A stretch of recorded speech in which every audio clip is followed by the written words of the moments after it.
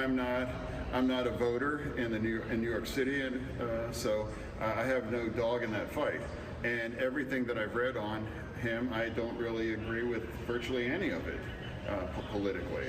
So that's just where I'm at as a Democrat. I mean, he's not even a Democrat, honestly. We've talked before about the front runner in the New York mayoral race, Zohran Mamdani. And we've mentioned before that he talked about seizing the means of production, which comes out right out of Karl Marx and Friedrich Engels' Das Kapital, the Communist Manifesto. We talked about his claims that he never advocated defunding the police, even though there's an extensive social media trail where he advocates just that. He talked about going into richer and whiter areas and taxing them specifically at a higher rate. Kind of ironic, as we mentioned, that the highest income group in the United States by ethnic background are people from India, Indian Americans. Mamdani's parents, for example. He didn't say, in other words, richer and Indian American. He just used the word white because he's trying to cater himself to the African American vote. All that being said, because he is such an extremist figure, and because he has been pampered and grown up very rich, was never really required to go out and get a job and go through audits. He's been a rapper, he's been an activist, he's tried to run for office. He has an extensive left-wing record, and now that he's in the public realm, everything is starting to come out. Just give you a couple of examples. His father was in a discussion, a conference discussion, and said that Adolf Hitler's idea for the final solution and many of his policies toward the Jews came from Abraham Lincoln, the way Lincoln supposedly created or treated Indians on reservation. That's crazy. All that being said, because he is such an extreme. Yes, I'm making another video on socialism, Zohran Mamdani. So I made a video a couple of days ago why socialism isn't for the poor, doesn't really help the poor. And I got a lot of comments, not a lot of comments. I got a comment from a particular individual on that video. You can see it for yourself. If you go to the video, you see the comment section. And the guy took issue with my claims that, how does capitalism help the poor? And I said, well, capitalism doesn't help the poor. Capitalism helps you help yourself. So technically, it's your job to help yourself, not be poor, right? And all capitalism and really all systems, their primary job is to give you an opportunity to work for yourself, to help yourself. Because in this world, there is no savers. Personal responsibility isn't something that's negotiable. You have to do it, right?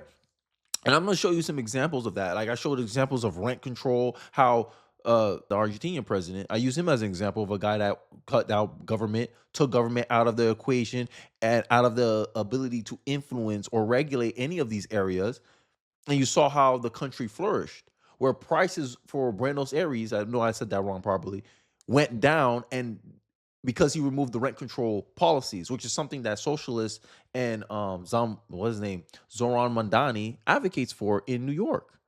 And these are some of the things that I point to. And when I say socialism is a scam, I get rage comments from socialists, progressives, leftists, but they can't prove it. They can't prove it. They can't prove it's not a scam.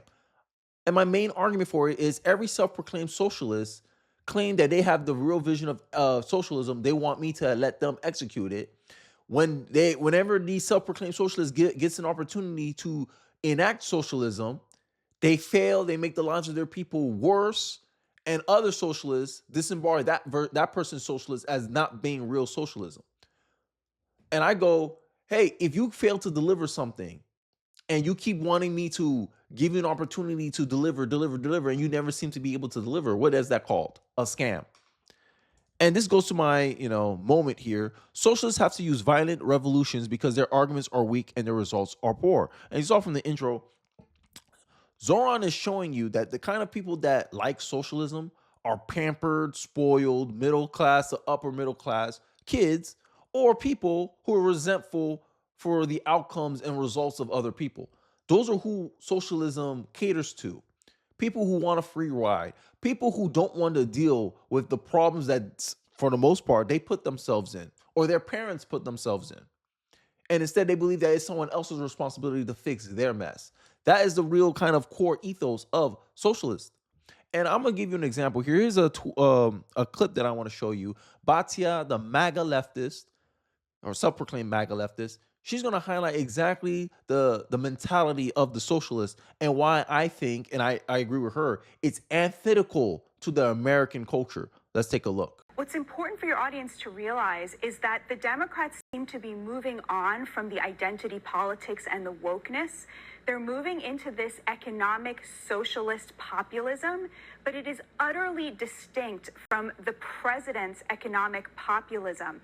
His populism is rooted in a love of country, a love of the working class, and a love of the idea of work, the idea that work gives you dignity, and that is something we should respect, and that working class Americans like working hard, and they should be rewarded for it with the American dream. And you have to contrast that with what's on offer from the left. It's not rooted in the working class. It's rooted in an over-credentialed elite urbanite group who are disaffected, who hate the idea of labor, and that's why they want an open border. They think that labor is undignified and should be done by illegal immigrants who should be brought in here because it's beneath them to work. It's the new serfdom, and they're the plantation owners. Part of the reason that Donald Trump was such a threat to them, I mean, it never really made sense, the level of hatred they have for him. Part of it is he's depriving them of their serf class, their cheap labor. Part of it is that for the first time in 60 years, the working class wages are growing at a faster rate than the wages of the elites. But a big part of it, Laura, is he said the things that were true that you were not allowed to say. And this is more anecdotal evidence that socialism doesn't help the poor. Like, one of my arguments in that comment section, if you go back to that video, this is a fairly recent video at the time of me releasing this video. Probably will link it in this video at the end. But I point out how if you compare capitalism's poor versus socialism's poor, it's hands down there's no argument. Capitalism gives you better outcomes. But what socialists want to focus on is, oh my God, look at the percentage of the wealth concentrated in this small group of people. You have the same system in socialism, except it's going to be all people associated with the government that has the wealth. Socialism, all you do is change the game. The game of capitalism is you have to be valuable enough that people will willfully give you their money because you offer so much value. Socialism, oh, you're in line with the government somehow, and they funnel the people's money into your pocket. AKA, you need permission to be successful in the socialist system. While in capitalism, you don't need no one's approval. You don't need no one's permission. Your merits speak for themselves. Your abilities speak for themselves. And this is what socialism hate. Breaking 2.4 million children have escaped poverty since Javier Milei took office, says the UNICEF. How does capitalism help the poor? The poor in capitalist system has a better lifestyle standard of living compared to people in socialism. Right? I use the African example. I want to go to America because even their poor is fat, right? That's what capitalism is given. And this is where I talk about when you compare the results. But people want socialism. Why? These spoiled, rich, pampered kids, right? Like Zohran Mamdani, coming in here with their privileged backgrounds, right? They used to mommy and daddy opening the doors, knocking down every obstacle. This is why they don't understand struggle and what it actually takes to be successful, because they're silver spoons fed kids. I'm sorry. Socialism is the ideology of silver spoon people. Even Karl Marx, the creator of socialism, communism, and all these jazz, they come from privileged backgrounds too, for the most part. And you see that it's a common trope with these people. There has always been ignorant people, but they haven't always had college degrees to make them unaware of their ignorance. Some people imagine that they are well-informed because they have memorized a whole galaxy of trendy dogmas and fashionable attitudes. And to me, that completely summers up Zohran Mamdani in my eyes, right? And I just one more thing, because I got a video to talk more about Zohran Mamdani, because he is everything that I think is wrong with socialism. He's the perfect poster child of a socialist. Because every time you see a socialist, these people who want socialism, they come from privileged backgrounds. They come from rich parents, well-to-do parents. It's rare they come from like people with my background. Like, you were raised by a single mom. You came from poverty, and you brought yourself up to higher standard of living than your parents gave you. It's rare people like that become socialist. It's always these people who come from rich backgrounds, right? Like David Pacman. Say, look, all you gotta do, like, I'm just saying, if you do your research, David Pacman, what's his name? Kyle Kalinske. You look at these people's backgrounds, they didn't come from my struggle. They didn't struggle their way into their standard of living. This is like, oh, this is normal. Like, I've been living good my whole life. I never starved, never had to struggle. Socialism is the ideology of pampered rich kids. I'm sorry. Left-wing economists predict disaster from Malay's free market reforms. They were wrong. From China to Vietnam to India to Poland, free markets work. What do left-wingers have to point to? Constant failure and disappointment. Mm, mm, mm. And this is what makes a lot of these socialists so mad whenever they see videos criticizing their religion called socialism. And I already talked about socialism is a snake eating its own tail, but enough of my ranting about socialism. Let's get into this clip with my favorite analyst. He's been one of a staple for this channel. And we're going to go over more of Zohran Mamdani's background, some of the accusations, some of the dirt that's been being dug up about this guy. And it just goes to show that a lot of these socialists don't have the ability to actually execute the very socialism that they have in their imagination. But I digress. Let's get into the clip. On his social media account. That's not the end of it. He's very sensitive about the African American and Latino vote, which I don't think he's going to win. But now we learn that when he applied to college, to Bowdoin, and I think further to graduate school, in which he was not admitted, he claimed that he was an African American. And, as someone who was in academia for 3 decades, I used to have students that were from North Africa, Egypt or Morocco or Algeria, but were not African American. That is, they were not blacks. And they tried that trick, and they were not successful. Either was Mamdani. But imagine he's giving lectures, moral lectures, sanctimonious lectures, self-righteous lectures about how unequal the United States is, and then yet he tries to mimic that or pass on a Elizabeth Warren or Ward Churchill. And it's what I'm talking about with socialists, right? The means justifies the end. The ends justify the means. The end goal is, hey, I'm trying to get into college. Means, I'll lie about, what I am. I'm identify as African American. Yeah, I grew up in Africa or somewhere like that. I don't care about this guy's background. But it's plain to see that no one would consider you an African American. They would consider you an Indian something. Oh, I didn't see something that perfectly encapsulated my thing. That's why they put other. That's why it's there, bro. That's why it's there. And this is the funny part. I just think this is stuff that, like, this is a pampered ideology. Socialism is a pampered ideology. Socialism can never make a poor country become a rich country. That's what capitalism do. Socialism, its job is to make a rich country poor. That's what socialism will do, because socialism is a snake eating its own tail. Because the very people that socialists hate, their system relies desperately upon to fund all their idealism. And this is the impracticality of socialism. This is why I believe it's not relatable to the working class. Like, when I hear socialism, I hear slavery. Oh, you want rich people to be a slave to the system. And then when rich people are not or don't want to be slaves to the system, you go after the middle class people. Then when they don't want to be slaves to the people, you just go after everybody, because socialism needs force. This is why they're always so violent, vitriolic, right? They get so mad when you criticize their religious cult called socialism, even though it has never worked, but they continue to believe that it will work. Every attempt by their so-called self-proclaimed socialists never seems to work out. They call countries socialist, like Sweden, when Sweden themselves says we're not a socialist country, we're a capitalist country with these things. So socialists call everything, every time something fails, they call it not socialism. But when it looks like socialism and it succeeds, you call it socialism. But the people who you claim, say it's a socialist country like Denmark, Sweden, all these people, these countries themselves said, no, we're a capitalist country. So make it make sense. Things that conservatives say are socialism, socialist says is not socialism. What socialists say are socialism, the people themselves rebuke that statement and said, no. We're a capitalist country. Make it make sense, guys. Make it make sense. Like fraud, that he's African American, that he's a black African, just because his parents, who were Indian and immigrants to Uganda and were one of the 1% elite in that country, and they were thrown out and as refugees.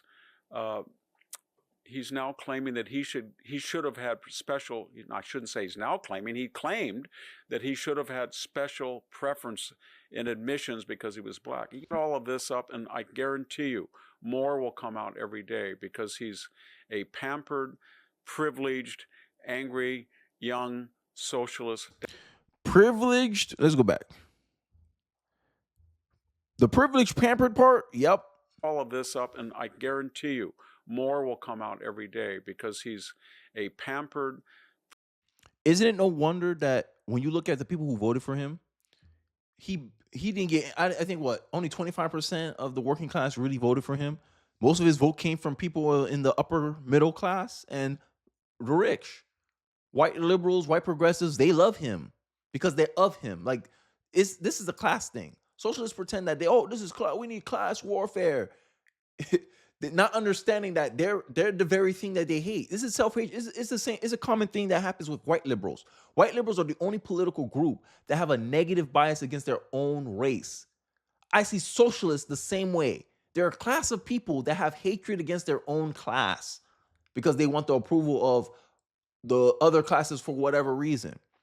But working class people, we see a scam when we know one. He's a scam. This is a scam. He's a scam artist. I'm sorry. In the hood, you had to survive knowing who's trying to scam you, who's trying to take you out of your money, and what's actually real. Zohran Mamdani is not a real candidate. Is not a real person.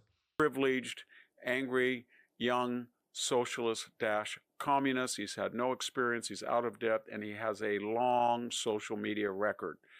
And the only question that I have for you, the audience, and me, because I'm genuinely puzzled about it, the more that we hear that he's lunatic and unhinged and anti-American and socialist, does that help him or does that hurt him, given the demographics of New York? Thank you very much. This is Victor. Yep, this is why Democrats used to say back in the day, what is it? Demographics equals destiny. This is why they wanted all these immigrants flooding into these countries. So a young communist socialist from Uganda of Indian descent can claim that he's African American and possibly become the mayor of a town because of demographics. It'll be an interesting experiment. Like, end of the day, we're when it comes to these debates about capitalism versus socialism, it's always kind of like a thought experiment because these systems were done like long ago in the past. And modern socialists pretend that they learned from their past and they can build a better system today. But we'll see. We'll see, because, I mean, y'all ain't preaching anything new. Y'all not preaching anything new. Like, y'all talking about the same damn socialism that I heard and I read about 50 years ago, 40 years ago, 30 years ago. Oh, we're going to give people free this, free that, free this, free that. And I'm like, okay, when all the rich people leave, who's responsible for most of the tax revenue in the country, in any country, when they leave your country and your country don't have the resources to do that anymore, what's going to happen? People are going to starve. You're going to bring more poverty. And that's what I'm talking about. When you point at Cuba, oh, Cuba's a socialist country. Oh, no, it's communist. Well, the guy said he's a socialist. The Cuban president said, oh, not president. Sorry. The Cuban dictator guy, he said he's a socialist. Y'all saying he's not a socialist? But the countries you said that is socialist, they say they're capitalist. So what's the scam here? You don't trust a socialist. If a socialist is opening their mouth, they're likely lying. And this is why I keep saying that socialism is a snake eating its own tail. Socialism is slavery. Right? You can't. This is why I'm such a big fan of Thomas Sowell. He says so much while being concise and clear. You cannot subsidize irresponsibility and expect people to become more responsible. Thomas Sowell. This is socialism. Socialism think you can subsidize irresponsible, lazy people and think you're going to create a self-sustaining and productive system. Impossible. Because we all know human nature. Show me the incentive and I'll show you the outcome. If you incentivize me just to lay around, work as little as possible, follow my passions, even if my passion is not really needed in society, not really productive for society, society will crumble. If you were, let's play a game. If we all subsidize if government subsidize our lives and give us a good income no matter what we did, we'll do a bunch of things that are not really needed in society. Society will have too much artists, too much rappers, too much musicians, too much this, too much that. And we're like, yo, we need someone to farm the thing to do this. And everyone's like, I don't want to wake up early in the crack of dawn to go do farm stuff. I'd rather stay inside and do those and do these jobs or do this or do that. Or I'd rather sleep than do that. What happens? Agriculture suffers, food's not coming in, and the next you know, food deserts happen. People can't get their food. People start fighting for resources because there's no one to work the farms. So what happens? The government will have to force you to do it. And this is the problem. That's the problem with socialism. It has to use force because eventually you subsidize irresponsibility. You subsidize laziness. You subsidize convenience because waking up early is not convenient, right? Doing work is not convenient, but it takes discipline. And this is the lack of moral clarity and lack of understanding that many socialists have. If socialists understand human behavior, they'll stop being socialists. That's my quote. The other quote is, if socialism understand economics, they wouldn't be socialist. My quote is, if socialists understand human nature, human behavior, they wouldn't be socialists either. And this is why they have this dumb idea that somehow they can change human nature. God given us free will. If God gives me free will, who are you to think you can change human nature? Arrogance. That's it. That's all it is. It's arrogance. But I digress. I'd like to hear your thoughts and perspective in the comments section below. Socialism, is it good, bad? Given everything that I pointed, all the anecdotal evidence that I point with Javier Milei versus any socialist country you can pick out of the litter, why do many believe that socialism would be a better system for the poor? I'd like to hear your thoughts and perspective on that on the comment section below. Don't forget to like, comment, subscribe. Please share this video if you're so inclined. It really does help me out in the algorithm. And I'll catch you guys on the next one.